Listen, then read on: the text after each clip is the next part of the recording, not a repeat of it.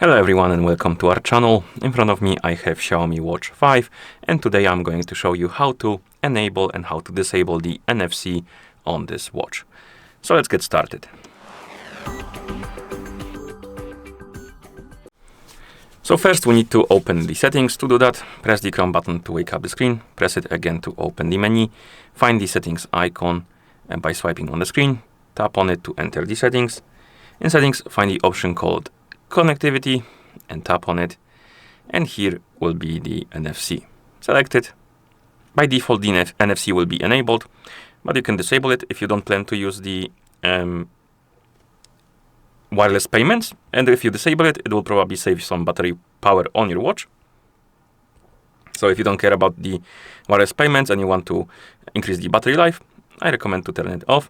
And if you want to use it, you can turn it on by tapping on the switch, and then you can use the wireless payments if you want to. And basically that's how you turn on and turn off the NFC on this watch. If you found this video any helpful, please consider subscribing to our channel and leaving the like on the video.